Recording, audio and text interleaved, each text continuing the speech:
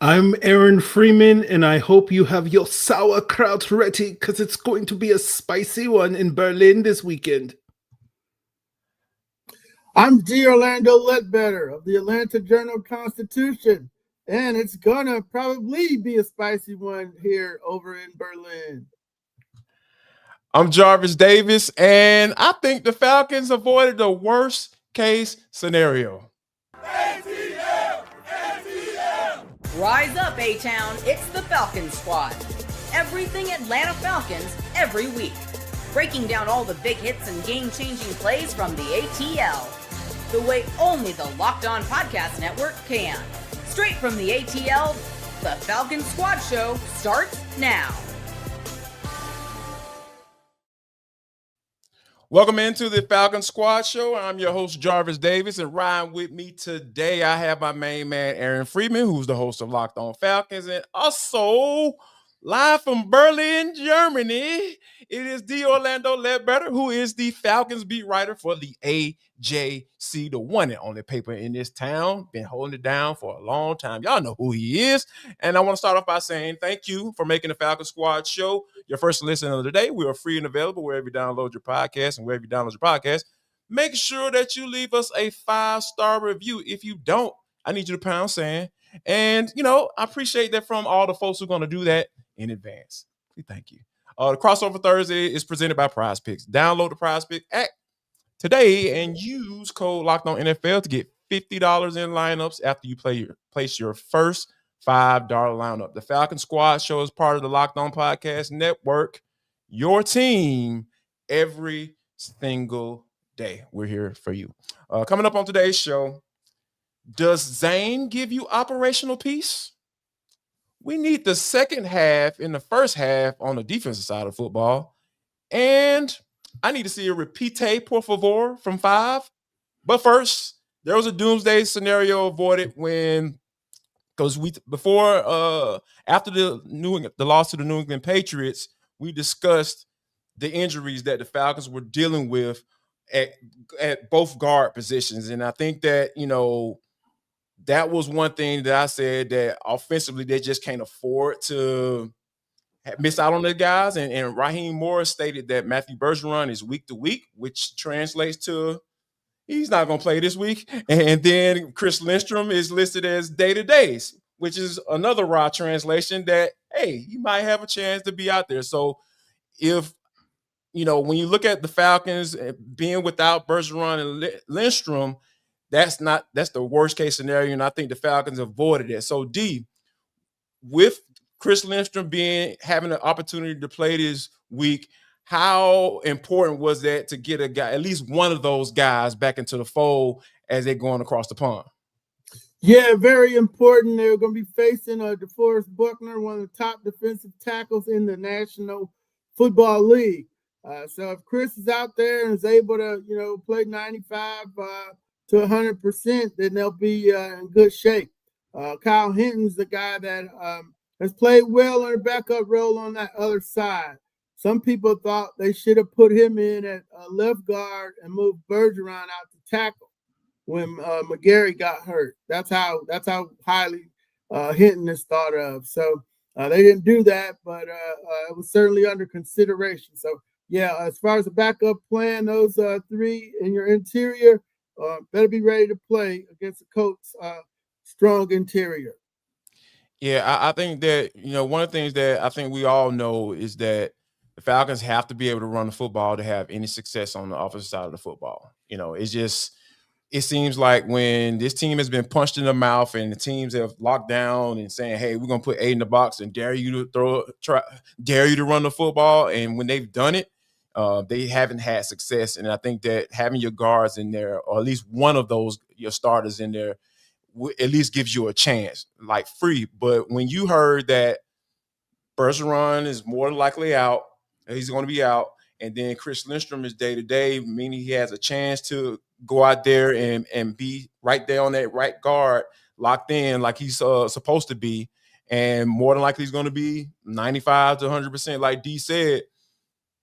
What were your thoughts when you heard that, and how do you feel like that offense can do what they need to do in order to win this football game? Well, I think it's a mixed bag. I think having Lindstrom back is huge. We know that he, I've said it before on Locked On Falcons.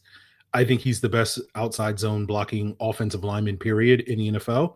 And it's been a main reason why that has been the Falcons' bread and butter as a rushing team.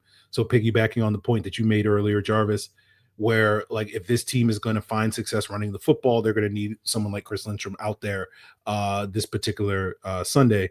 The challenge in this specific matchup is, as far as I know, DeForest Buckner typically lines up opposite. He lines up more often against the left guard than he does the right guard. And so you're going to have arguably the Colts' best defensive lineman going up against the Falcons' probably biggest weakness, depending on where you think Elijah Wilkinson in the right tackle position stacks in the hierarchy. So that not having Bergeron, should he not play, and as you said, Jarvis, it doesn't sound like he's trending in that right direction. Hopefully we'll get some good news later this week. But that's, I think, going to be a challenge. So it's like you have a good thing in Lindstrom healthy enough, hopefully, to play, and then you have a kind of a bad thing in Bergeron not being there, because it kind of balances it out. So it's better than both of those guys being out, because if both of those guys were like, who's stepping in at right guard with Storm Norton potentially down in the lineup, there was possibility, okay, maybe you can kick Wilkinson inside and then have Norton step in at right tackle. But with Norton having a setback with his injury and Wilkinson likely to stay at right tackle, going with Javon Gwynn as your option, or Andrew Stuber, who the Falcons just picked up this week, was not a good strategy or likely to work out in their favor. So there is some positivity here, but obviously Bergeron being healthy and playing, having both of those guards out there would be better than what they are. But, you could do a lot worse than the current situation at guard. Yeah, I think the key indicator for me earlier in the week when they signed Andrew Stuber to the active roster, I was like, oh, yeah, there we go. Somebody's not going to play, when you think about it from that aspect. I think that was one of those key indicators on top of, my raw translations. I've seen, I'm getting better at it for you, because I know, when Ross started talking and putting that salad together, man, it can get a little confusing sometimes. With the expert, we should ask D. What's up with your raw translation, D? Like, what do you see? I'm good. I go all the way back to 2009 when he was the coach in Tampa. So we used to talk to the coach once a week, talk to him offline and online, so I could kind of know where it's going. But first you have to learn New Jersey lingo first, which we did under Dan Quinn, and then then you get the William and Mary translations from Tomlin. So I kind of, that's why I kind of don't even ask some questions sometimes, because I like, okay, I know where that's gonna go. But sometimes, I gotta just go ahead and go direct. Like, come on, Rod, just give us an answer. We're not on the debate team right now. Right. I asked, was it black or white? Not gray. So stay with me here. We're just talking about one thing. And so you just gotta be real direct in your questions. Don't give him a way out, because he'll wind down the road, and then at the end, though, he does usually answer the question. So I like to think. I like to think there's rise a traffic circle. Like, you don't know where to get off sometimes, and he don't know where to get off when it comes to his answer sometimes, because you're like, oh yeah, is it black or white? Well, we got to fix gray. I was like, wait a minute, how did we get here? We got to fix gray. I don't know. Yeah, but anyway, we know this Falcons offense has struggled to get off the good starts when they're on the road. And as a matter of fact, according to team rankings, how about this stat, y'all? The Falcons are averaging 6.5 points in the first half of games on the road, which is near the bottom of the league. Aaron, how do they fix this? Well, these are the tough questions, Jarvis, you're asking. I'm trying to be direct like D-Led, you know what I'm saying? I'm trying to be like direct like my boy said. Yeah, I think it's twofold. I think they got to be able to run the football. That is their bread and butter. That is their foundation offensively. We haven't really seen them have as much success in some of their recent road starts, like against New England. They weren't really even trying to run the football. And, it's going to be a challenge going up against Jonathan Taylor, but you kind of need, unlike that 49ers game where Christian McCaffrey was the better running back between him and Bijan Robinson, you kind of need Bijan to be the better running back between him and Jonathan Taylor in this game. If that's the case, then I think that will help get this offense going early in the game. And then, of course, you have the issues with Michael Penix where he has been outstanding at home from a statistical standpoint and been less than outstanding on the road. And that's a typical struggle that you have with young quarterbacks. Matt Ryan went through the same thing in his first couple of road starts were really struggle fests and whatnot.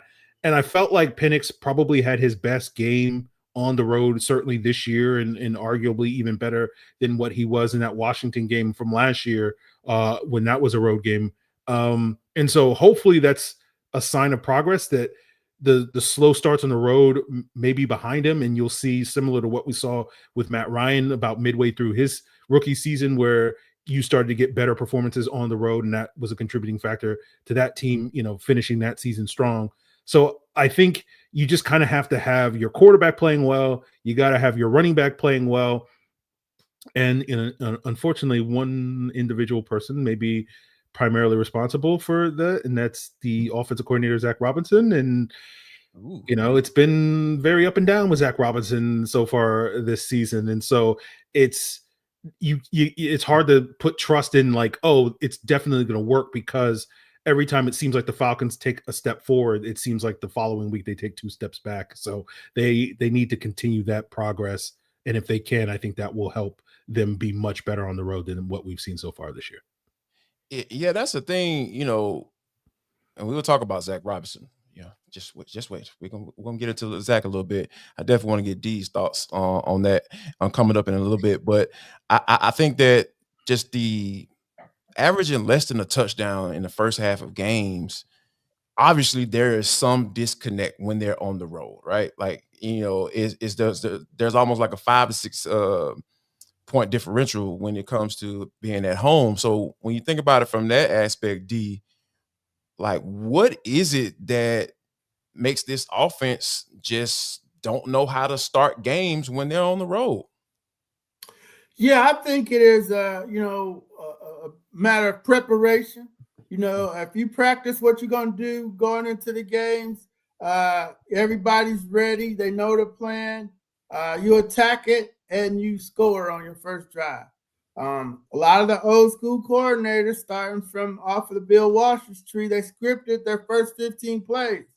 And they did that because they got to practice that script all week long.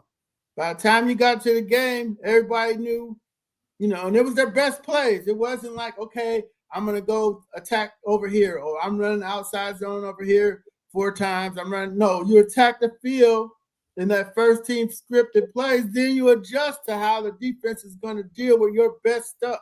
Mm-hmm. And so the Falcons, they haven't opened with their best stuff. And, then they got behind the sticks, then, 3 and out.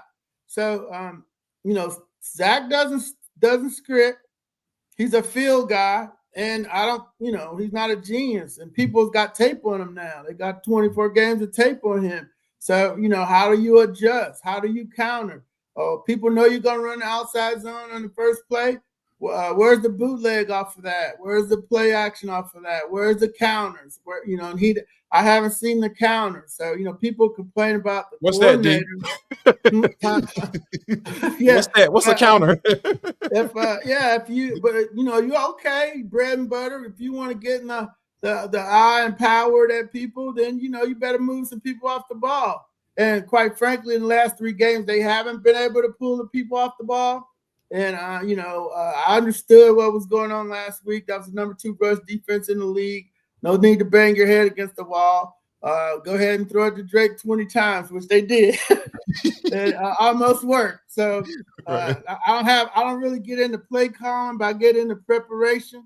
And if your offense is prepared to come out smoking, them 15 scripted plays should be at least 1 touchdown, maybe the start of 2, and maybe 3 or 4 if you hop. So he needs to do some traditional preparation and planning and attack the defense. Don't let them tell you what you're going to do. you need to attack the defense and with your best plays. So, if you got Bijan, he's going to be involved in those plays. You got Drake, he's going to be involved in those plays. You got Kyle Pitts to the lesser degree. You don't have anything else right now. Darnell Mooney hasn't worked. It hasn't worked out so far. You don't have Casey Washington or the David Seals guy. I didn't know what the fuss was about him in training camp, but that's what's all I got Bijan. I got Drake London, and I'm mixing a little Kyle Pitts. And then after that, whatever else happens. Yeah, it's definitely going to be interesting to see how he try to get off to a better start, because you can't give your defense less than 7 points on the road when you're trying to dictate what you want to do to a defense, right? I think that was one of the big if I can say something that stood out to me, D, I think that's the biggest key for this team, because at the end of the day, now they won't necessarily be facing a home crowd, so to speak. Colts are the home team in this particular game, but they're going to be overseas, so you might be able to get a little leeway there. But just this offense has to do better in the first half of games. I think that's the bottom line for sure. But coming up next, D said that they just fed Drake London the rock, and it was a 9-to-5 connection. Is that going to work? We will discuss.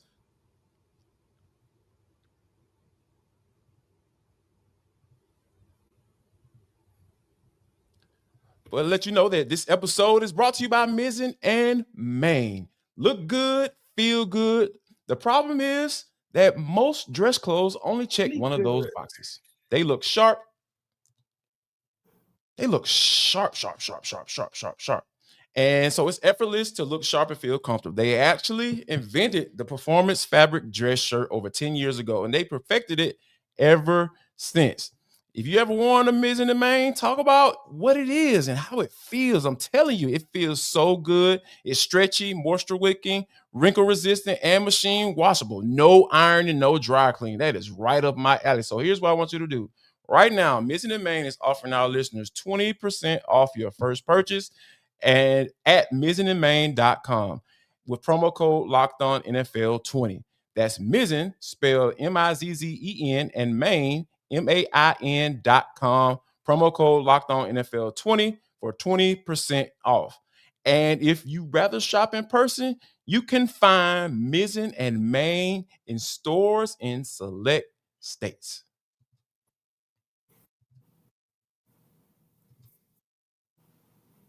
I want to thank you for making the Falcons Squad your first listen of the day. For your second listen, why don't you go ahead and try out Locked On Falcons? I heard that guy's pretty good. Hosted by Aaron Freeman. Oh, I got Aaron Freeman on the show today. Oh, I got D. Orlando Ledbetter on the show today as well. So we chopping it up, guys. We're talking about this offense. Drake London went for 3 tugs last week against New England Patriots, and Zach Robinson mentioned something that I thought was very interesting. He said, quote, players over plays when it comes to needing a play in big moments. You got to find your guys that are going to make plays for you. Now, Free, when you think about that comment, and D laid out how many guys have been coming through consistently for this offense throughout the season, it wasn't that many. All I heard was 2. And, throw Kyle Pitts in there every now and then. Is that strategy going to be something to see finally get some consistency in this offense on the road? We'll see. I mean, the challenge is going to be, because we had 2 monster games from Drake against Washington and Buffalo. Then the Falcons went on the road against San Francisco, and it was a quiet week for Drake London, and that was a big factor in why the offense wasn't really clicking in that week. Now, that was a big game for Kyle Pitts, but he was kind of the only guy. And, Kyle Pitts has been playing well this year, but I think as D and yourself have suggested, if he's your main option, that's probably not going to be healthy for your offense, right? If he's the third option, that's fine, right? But the challenge this week against the Colts is going to be, they made a big trade this week. They probably saw the film of Drake London against the Patriots, like, you know what? I don't know if Mekhi Blackmon is going to cut it this week. So let's go out there and make a big, bold trade for Sauce Gardner. And you go back to when Drake London and Sauce Gardner have seen each other one time in the pros. That was in 2023 when Sauce was still with the Jets. Drake London only had one catch in that game. Now, it wasn't simply because Sauce Gardner was like shadowing him. It was mostly the Jets in that game had Sauce on one side of the field, DJ Reed on the other side of the field, and the Falcons, I think, threw the ball at Sauce's side of the field like one time the entire game. They were like, we're not even gonna worry about Sauce. And that was a contributing factor to Drake having a quiet week in that game, and DJ Reed doing a good job on the opposite side of the field to keep Drake contained. And so if Zach Robinson's motto is it's about the players, and we saw last week against Christian Gonzalez, right, where the Falcons just, hey, Drake, go beat this man on a slant on fourth down, and Drake didn't win that situation. Now, later in the game, they ran an out and up 40-yard play. Drake made the play, caught the ball or whatever, but the challenge of that style of offense is sometimes you're going to win them, sometimes you're going to lose them, and it's going to be harder for you to win against a Christian Gonzalez or a Sauce Gardner caliber cornerback if you're not really scheming up things. We saw this a couple of weeks ago with Chase Lucas in one of those games where he jumped that fourth down play, particularly where you needed your guy to win. And so that players over plays mentality, obviously, I think is something that most coaches believe in. But when you're really like living and dying based off of, well, we need Drake London to go out there and win, and he did it last week in the red zone and did it last week on a couple of plays. But you saw throughout that game where it was a little bit more hit and miss, particularly with the elevation in quality of the opposing defense. And so I think that's going to be a potential challenge for the Falcons this week against Indianapolis. I think you make a good point, because here's the thing. Here's why I feel like it wasn't necessarily the player. I think it was more so a play, like more so a scheme when as far as with the success that Drake had last week. Because here's the thing. Drake was matched up on the same guy pretty much every time you call a touchdown. Marcus Jones, 5'8", 188. That's matchup for me. That sounds like a matchup more so than, hey, I don't care who's guarding my guy. I'm going to try to, I'm throw him the rock. And like you said, there were certain moments where, Drake was lined up against Christian Gonzalez and it did not work. And there was one. He had the big catch, the big Moss catch over Christian Gonzalez, and Christian Gonzalez ended up getting hurt. And then, Drake continued to feast out there against the Patriots. So I understand the whole players over plays. I get it. Find your guys, but find the matchup too. I'm all for that. That's how you really earn your keep when it comes to calling plays in this league. So, but D, for you, I know you heard the players over plays comment by Zach Robinson. Do you feel like that is a good enough strategy for this offense to finally get off the schneid in the first half of the game? Yeah, by minimizing the players. I don't got but two, and I'm a player. Right. I know. In Little League, we used to just flip the line. The other side can't block. Don't run over there. Just put the other guys over there. So Drake is balling. Hey, and the key part of this one here, it's gonna be him and Sauce. He cleared the protocol, but Jeff Ulbrich knows everything about him. He was his coordinator since he came into the league. So he knows what routes to set up, how to beat him, when he's going to gamble. They might be able to get him a couple times, with some double moves and stuff. Or he might get them, might jump some stuff. But, they're going to be very well prepared for that part. That's kind of the easy part, is getting Drake off on Sauce. The hard part is getting the ground game going. Do you need to put some more Warner in the backfield? You get some more power at the point of attack. What do you got to do to blow up with some holes? Since you're a cut blocking team, stretch plays, you go wide. That's what they tried to do last week, run away from them linebackers, but understood that. But yeah, the challenge is going to be getting some things going on the ground, maybe some straight ahead power, which is always my answer for everything. It's always straight ahead power. So, dare I say combo blocks?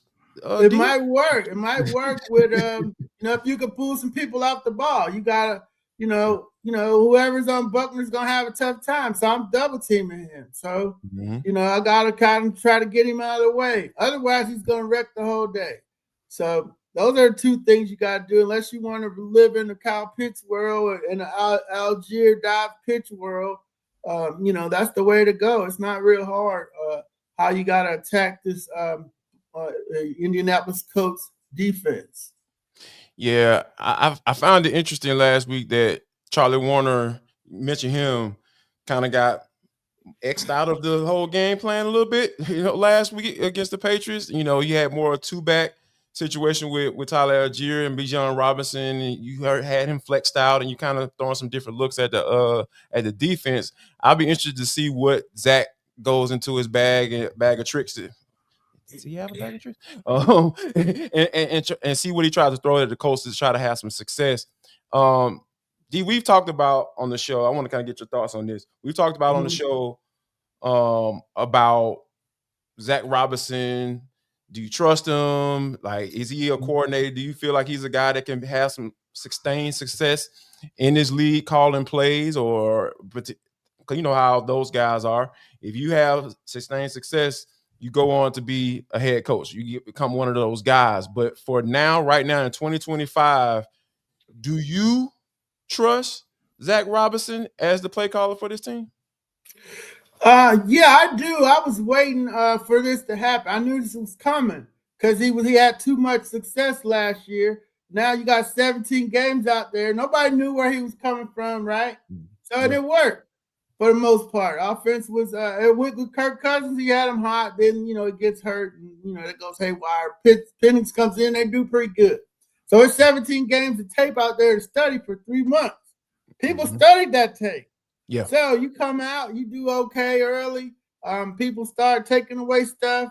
And I haven't seen the counters yet.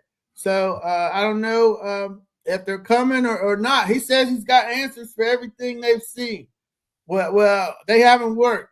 His answers haven't worked. So what happens in that case, everybody gets there. Dirk Cutter got there. Mike Mularkey got there. You call him plays in the NFL, you're going to get there. But you always got a right-hand man next to you in the booth that you trust and can say, okay, that's not going to go. We need to do this. And I know that's what Terry Robisky used to do for Mike Mularkey in the press box. I don't know who that is for Zach. I don't know if it's the Zampese coach or if it's DJ.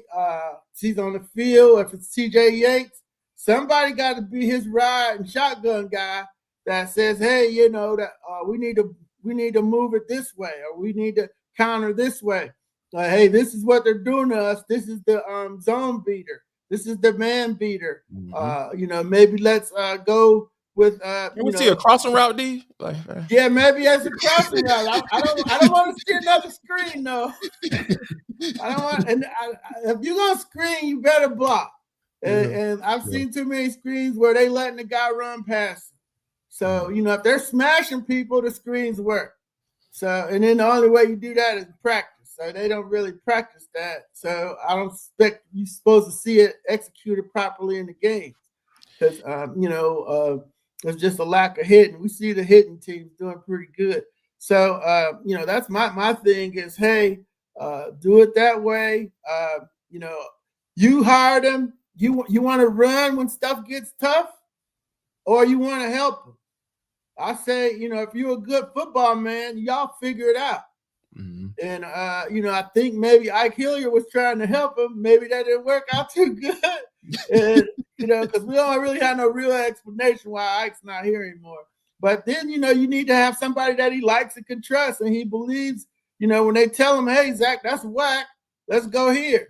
And he's got to be man enough to know that he don't have all the answers. And that might be the way to go. So that's what's going on right now. You're seeing the growth of a young coordinator or non-growth.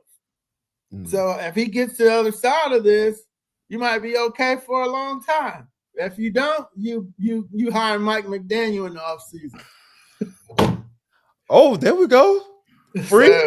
Hey, man, that's two. Yeah. That's two. That's 2 votes for Mike McDaniel, baby. Yeah. With the D-led endorsement, I can't fight against it. So there it is. I just want the press conference. I just want the press conference where nobody will know what the heck he's talking about. Yeah, come on, man. Like whoever can come in here and have some consistency, man. I think that's what we want to see. I mean, I like to watch good football at the end of the day. You can say what you want to say about me, but like this is when you talk, I think you made a great point, D. When you talk about in this game of football, there is no one who knows everything about the game of football. I don't care how long you've been in the NFL, how many Super Bowls you won. You could always learn something about this game because it constantly evolves. So all the knowledge that you had back in from 2017 up to 2024, yeah, that's cool. But guess what? In 2025, something's going to change, and where you're going to have to like reassess some things and take some feedback from someone that you can look at and say, yeah, you don't know as much as me, but you know a little bit about what's going on and where this game is going. But for you, Free, I know how you've kind of been skeptical about Zach for the most part.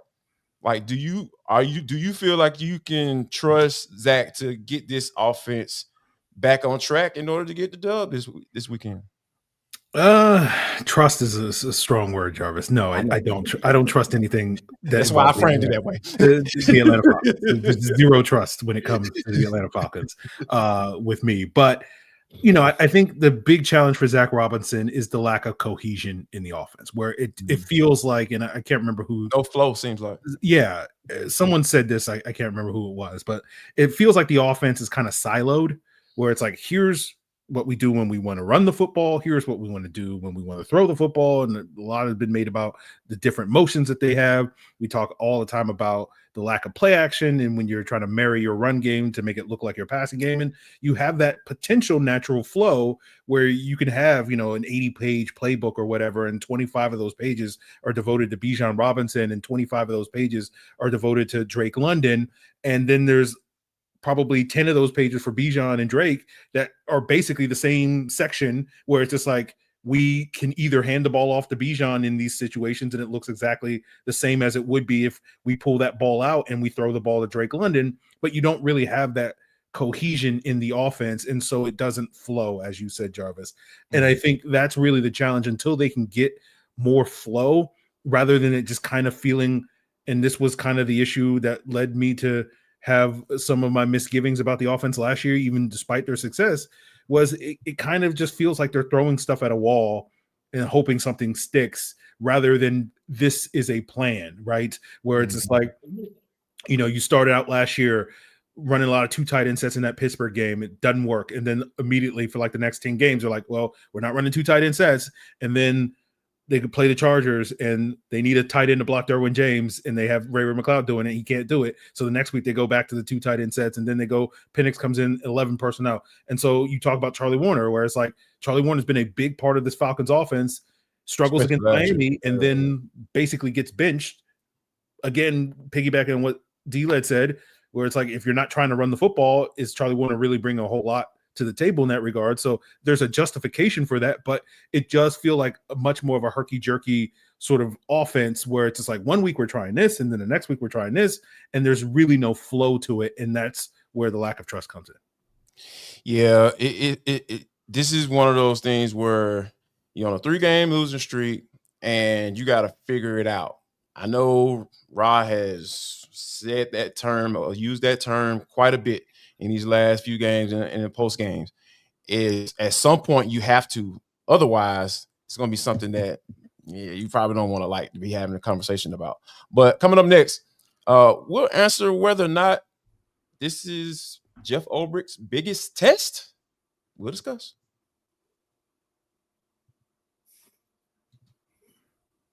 This episode of the Falcons Squad Show is brought to you by Game Time. The NFL season is back, baby. And honestly, there's nothing better to be in the stadium surrounded by fans cheering on your team. But let's be honest, getting tickets can be a hassle. Between queues, login screens, and prices jumping at checkout, man, this stuff can get uber frustrating. That's why I use Game Time. I'm talking about I wait till the last minute too. So as soon as those prices go down, because I like to save a little dollars here and there, I hit that doggone button, man, and I do my thing and get those tickets. So you always get 100% authentic tickets delivered on time at the best price. I can guarantee you that. Plus, all fees are included, so there's no surprises at the end of the day. So I pulled up the Game Time app, and in just a couple taps, I saw amazing deals. I'm talking about your favorite Falcons games as low as $100, man. So what are you waiting on? Download the Game Time app today, create an account, and use code LOCKEDONNFL for $20 off your first purchase. Terms apply. Again, that's promo code LOCKEDONNFL for $20 off. Go ahead and download that Game Time app today. Swipe, tap, ticket, go. Download Game Time today.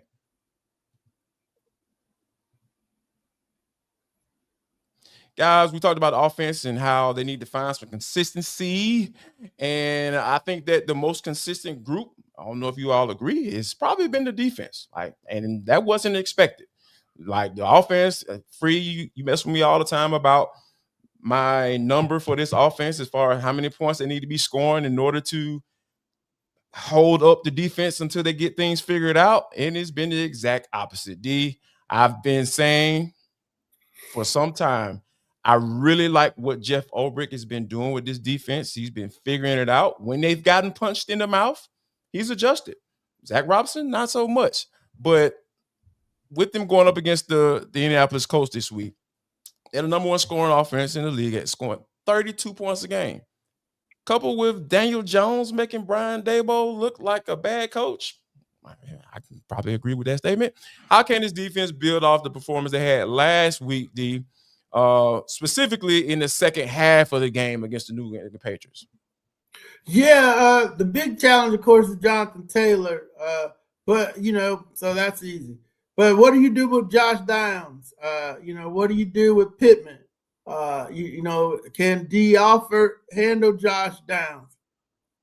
Can Billy Bowman come back and help you out? Yes. Yeah. Yes. Mike Jones on Pittman. So that's all well and good, but then Daniel Jones got to be accurate too to take advantage of that, which we know that's not really his thing. Mm-hmm. He's really into that type of stuff. He's coming off of 3 interceptions against the Steelers, but hey, if you were ganging up on Jonathan, even Daniel Jones might be able to find the window. It ain't gonna be that tight if you're ganging up on Taylor. He got to be able to hit them windows, and of course he can run it. So that you got to be ready for that, which they've done a good job of. Going all the way back to Josh Allen. So that's the challenge. Is that if Daniel Jones gets on a little heater in the passing game, he's gonna have people open. So that's the biggest concern here. Do you keep Jesse and Xavier back to clean stuff up? Or, definitely got to keep somebody over top of D. And you might have to give up Hughes a little help too. But, Alec Pierce and AJ, switch it however you want it. You want AJ on Pittman or Pierce on Hughes, however you want to do it. They got advantages at 2 of the 3 spots. So, the safeties will be key.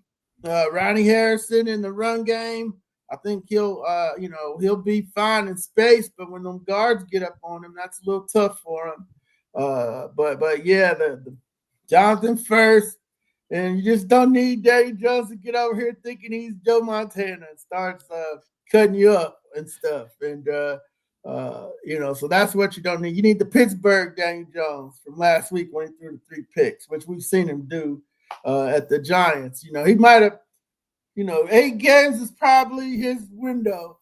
He came out smoking for 8 games, and you don't want to put it back together on you. So jump in his grill, take the running back away, and live with him trying to get lucky throwing deep. Yeah, I'm with you on that because I've been saying this. I I was at a media availability over there at Georgia Tech. By the way, I'll go ahead and check out Locked On Georgia Tech. You might see a familiar face. Just saying.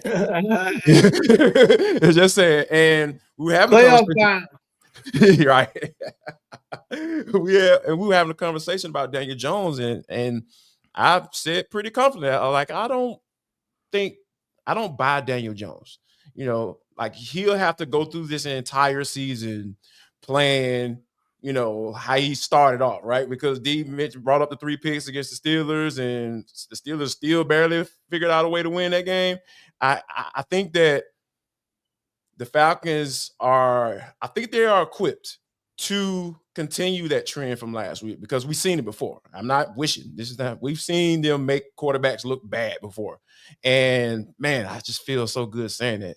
I just want to be able to see it again. And I think that it starts, for me, y'all know where I'm going with this. It starts up front.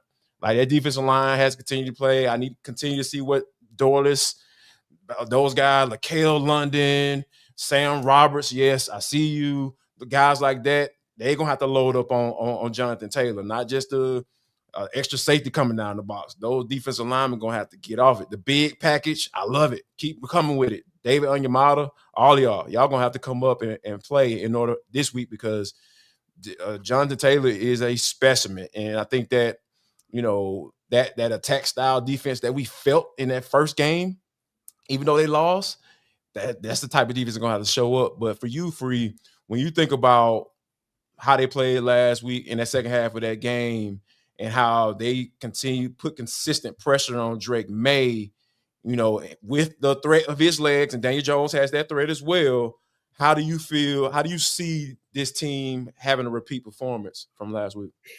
Yeah, when we talk about Daniel Jones, like, it feels like to me, obviously I'm not an expert on the Colts, but it does feel like to me Jones until last week was just kind of doing his job, right? You have offense, as D-Led said, spearheaded by Jonathan Taylor. You have a really solid offensive line. You have weapons, right? You don't look at any of the Colts weapons and say, like, oh my God, that guy's impossible to cover type of thing. But they have more than good enough guys that if you have a weakness in your secondary, they can exploit it, whether it's Michael Pittman, Josh Downs, Tyler Warren, their rookie tight end, and Alec Pierce. All of those guys have different strengths, and their offense is geared towards that strength. And that's a testament, I think, to Shane Steichen doing a good job sort of scheming it up and really building an offense that is well suited to their personnel. And you just have Daniel Jones just like, hey, just go out there, make the throws when the throws are there. And he's done that for the most part. He didn't do it last week.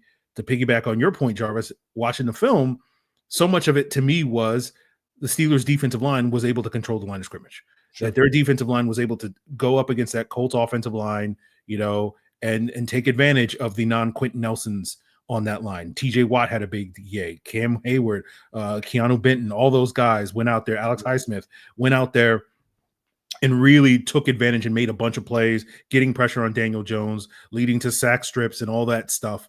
And right now we haven't seen that type of performance, what you're talking about, since like the first 2 games from this Falcons defensive line, whether we're talking about stopping the run or really, really getting after the quarterback. We've seen glimpses of it. Jalen Walker had a great week last week against the Patriots, and he was kind of the one guy that was out there being that dominant, disruptive presence up front. But you're going to need more than just Jalen Walker to go out there and do the job if the Falcons are not only going to be able to stop Jonathan Taylor, as well as be able to get pressure on Daniel Jones to disrupt the timing of that offense like the Steelers were able to do. And so I think that you're right. It's going to be a big challenge for this defensive line. Hopefully we will see them get back to what they looked like at the beginning of the year when they really took advantage of some of the weaknesses on that Bucs offensive line and Vikings offensive line to really control the line of scrimmage. We haven't seen that level of dominance. We've seen flashes of it from this player here or that player there, but you haven't had that cohesive unit outside of the Bills game where it's like, oh, well, it's kind of a pick your poison, where it's not one dominant alpha type of pass rusher that takes over the game. It's 5, betas, I guess you could say, that add up to being a little bit more beta males, than that. I know the context of that is usually not good, but you know what I'm saying. It's not. But yeah, I think, when you mention like Jalen Walker being a guy to be disruptive, I'm curious, D, real quick. Like when you talk about Free said that this have to be more than Jalen Walker going out there being disrupted. Is there one particular player that you could look at and say, okay, this guy needs to have this type of game? Yeah, James Pierce. Woo! Yes, sir. That's what I'm talking about, baby. See, where is it? Recovery. I need to see some of that being that you showed. You know, I know young guys struggle coming into the league, but you're halfway in now, so you should be able to figure some stuff out now. So whatever they've been doing to stop you, I need you to come with your counter move. Swim, you know, let's go swimming, get around the guy. I think I don't want to see a hunt move from him. I don't want him to throw out his back, but he ain't got enough rocks in his pocket, D. yeah. Throw some speed on me. Do something, you know, give me a jab step and get free. But that's the one, because you're not waiting on Arnold Ebiketie, right? Okay, you're not waiting on Leonard Floyd. I mean, yeah, he's had a great career late in his career, but you know, if he'd have done, you know, he can get going here late too. So them would be my two guys right there. You know, one's got a lot of upside and one's got a lot of experience. Free, do you have another name that probably needs to have that type of game? I was going to say Rook, but I don't know if Rook or Roro is capable of having that type of game. So I'm going to go with Brandon Dorless at this stage. He's giving me the flashes enough to make me at least buy into, okay, if they're going to stop Jonathan Taylor, it's going to be because they're going to live in the backfield. And Dorless has been a guy that we've seen flashes of that. And rather than getting 2 of those plays, I'm going to need like 20, from Brandon Dorless. So I don't know if that he's going to get that many, but I need that number. We need that number to get higher than 2, TFLs or whatever this week if they're going to have any chance of slowing down Jonathan Taylor.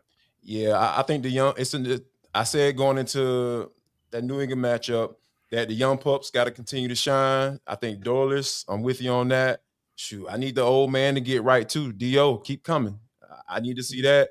And Rook, man, Free don't believe in you, but shoot, I'm not saying I believe in you, but I need to see some. I need to see some more. I need to see more from Rook. Rook has to continue to play. Like you have to play better. I'm sorry. Like you can't just flash every other game. Like you got to come on, man. You got to bring it. Dorless has come around. He's doing what he needs to do, and you need to come right along with him. So yeah, I think those young pups up front are going to be key to this game.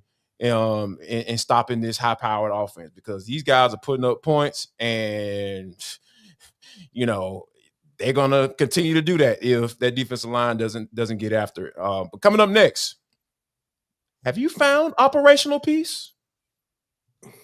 No. This episode on the Falcons Squad Show. Yes, no, they have not. I can answer that as well. It's brought to you by Prize Picks. You and I make decisions every day, but on Prize Picks, being right can get you paid. And you know what? When you getting paid is such an excellent thing. So don't miss out on any of the excitement of this sports season. Whether you're following the NFL, NBA, or both, there's no better time to jump in on the action. If you haven't tried it yet, Prize Pick is the simplest way to pay. Just pick more or less on at least 2 player stats, and if you get them right, you win.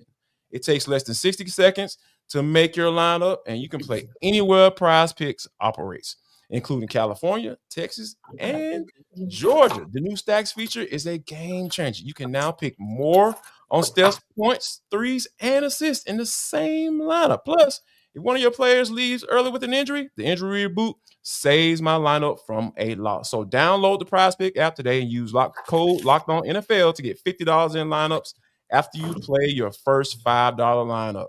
That's code LOCKEDONNFL, LOCKEDONNFL, for $50 in lineups after your first $5 lineup. Prize Picks. It's amazing to be right.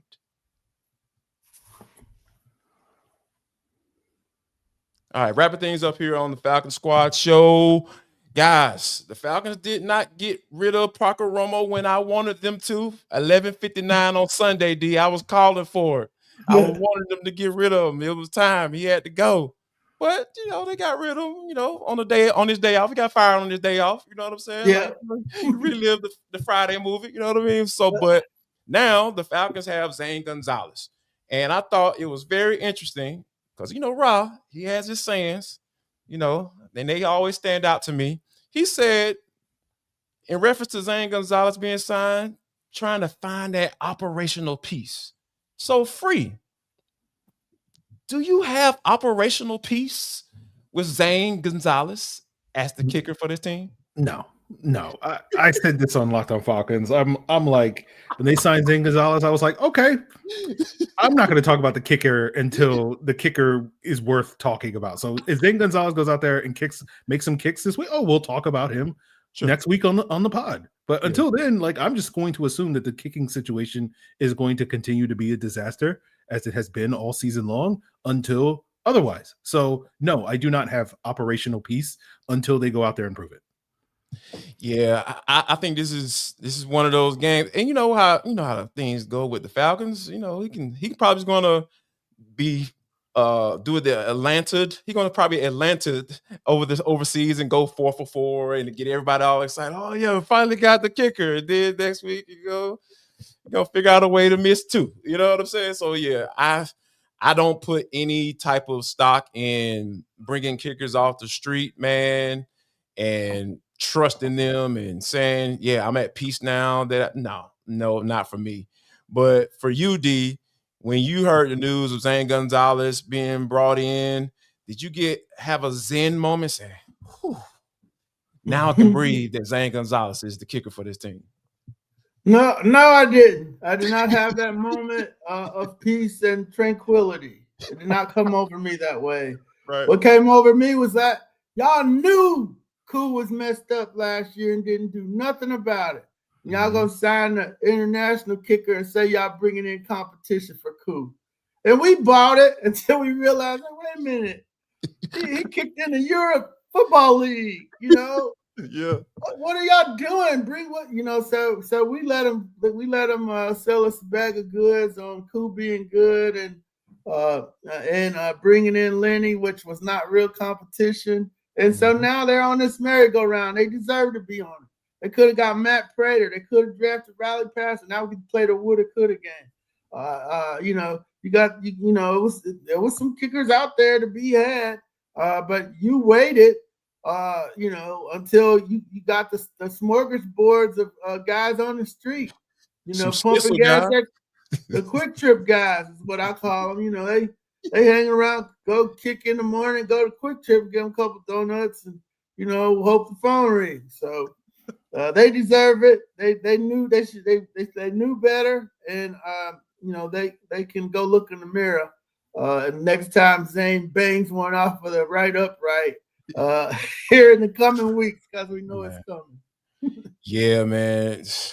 You just hope Raheem Morris sake that he can at least make a couple and then make all his extra points and just move on to the next week. But kind of mentioned this earlier, talking about the Falcons being on a 3-game losing streak. And one thing about losing streaks in the NFL, if you don't figure it out, like Ra has been saying after every press conference seemingly, that they got to figure out, they got to fix it, and you don't have an answer, and you continue to say things like that, you ain't about to have no type of peace, sir.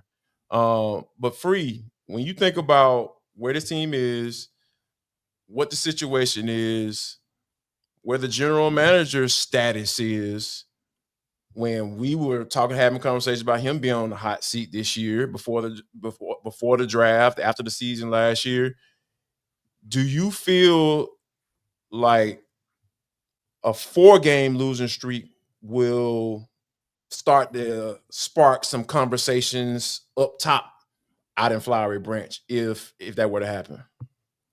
I think there'll be a conversation. I don't see Arthur Blank pulling the trigger on making that move. Although, again, it's the Falcons, and you can never say never because they get the brakes beat off of them by the Indianapolis Colts. there's going to be a loud call to leave one person behind on the team plane in Berlin this week. And so we will see on that front. But I think you want to see this team, if they lose another game, the calls for Raheem to get fired are going to be loud outside of that building, as they have been every single week, whether you're on the radio or on Twitter or wherever you go to get your Falcons takes and whatnot. It's just a question of whether or not you're going to have calls from inside the house, so to speak, for him to move. I don't think that's going to be the case after this game, but we'll be a step closer to that. I've talked about it on Locked On Falcons, where it felt like, to me, the conversation about moving on from Raheem Morris would only really get addressed if they were to lose like 6 games in a row. But if you lose 4, you're 2 games closer to that conversation. And then if you lose this game to the Colts, and then you come back home where you need to win against Carolina to redeem that early season loss. And if you get blasted by the Panthers again, at that point, we might not even make it to 6 games. So we are getting closer to that point. I don't think we'll get there with the Falcons going up against a 7-2 Colts team. I don't think the expectation is you have to win this game or else, but they have 3 very winnable games after this game. And we might get to that point where there may be ultimatums coming from the upper management. The billionaire is not happy watching these games on his yacht and wants to throw somebody overboard. And it's definitely not going to be him. It's going to be the head coach, but we'll see. All right, D, you've been around this team for a very long time, so you got a really good idea of how Arthur Blank kind of operates. Where do you see Arthur Blank and how he looks at this team if they were to lose another game in a row, and if it's a bad loss, like Free mentioned? Yeah, I addressed that in the Dirty Bird dispatch today. For our hopefully our folks are getting our dispatch, our newsletter every Thursday. This wasn't the 78 Steelers that they gave Raheem. This is a young team. Mm-hmm. This is a young team where a couple of some veteran offensive linemen. You got to rebuild the defense. You got some draft picks on offense that have potential. So he's putting together a team. Putting together a team that, Arthur Smith and Terry started building, and now you got new people running it. So the owner's inclination is going to be that, hey, what do y'all need to get going here? What do y'all need to fix some stuff? The line's going to get old. You're going to need some linemen down the road. Look like you got a nice little building of a nice little defense there. You need some more corners. Never have too many of those. Need some linebackers because, you got one injured with a broken arm. You got one with the longest knee injury of all time. So you need some stuff. It ain't like this. Who you talking about, D? Who you talking about? Who got the longest knee? I see him. Troy Anderson. Yeah, that guy.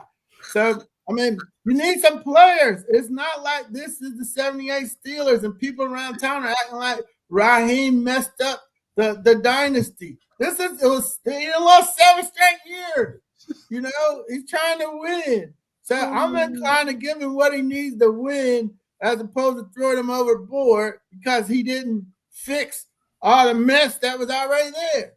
So, and you hired him because of his background. Been taught by Tony Dungy, Mike Shanahan, Sean McVay, Herm Edwards. So whatever's happening out there, he knows what it is. People want to play like he's not intelligent enough football coach. The man went to Hofstra. Stop it, people. The guy's smart. He's sharp. I don't like the word salads either. I don't like the that they don't hit in practice. I don't like that they don't tackle. I got problems too, but you don't throw the guy overboard 1.5 seasons in because you got some more work to do. And so that's just my take on prematurely talking about firing a coach that you just got and would love to have somebody with his head coaching experience in most situations. Now I need to see him get going now. But about 3 and 5 is about where y'all most people thought they were going to be anyway, because you thought they were going to lose to Buffalo, Minnesota. Anyway, they stole 2 and they coughed up 2. So they was about right. They're about right where everybody thought they were going to be anyway. But it's time to take off. And, that's where I'm at. They could beat the Colts, win the next 4. Everybody's good, right? Keep it moving. But, they beat the Colts and lose to Carolina. Then it's like, okay, come on, what's going on? Right. How can you show up for good games and then, keep kicking these disinterested games? And there's a problem in there. There's a problem with the players at that point. They're not receiving the messages. If we see that one more time, one more laydown game against a dog team, I already got a flag up because of the Ike thing. You don't fire a coach like that in the middle of the season and kick the receiver off. So there's something going on. But if you keep laying down in these games, then I got to decide, hey, are the players receiving the messages all the time? Or they just picking when to receive them, when they don't want to get embarrassed on primetime TV against a good team.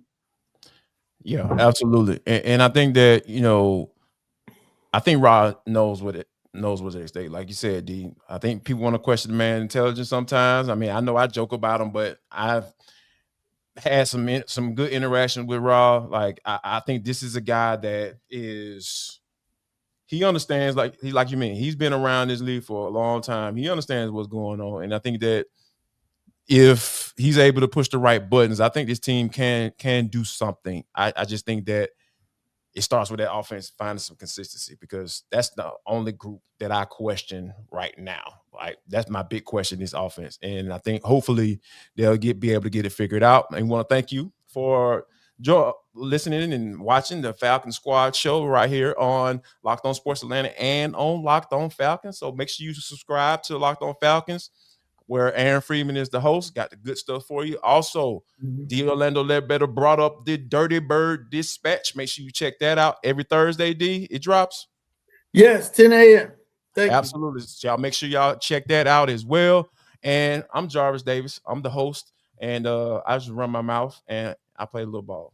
So make sure you guys check us out. We'll be a noon lunch version of the Falcon Squad Show post game. It'll be me, Aaron Freeman, and Maria Martin is going to join us right after the game. So make sure you guys check us out then, and we'll see you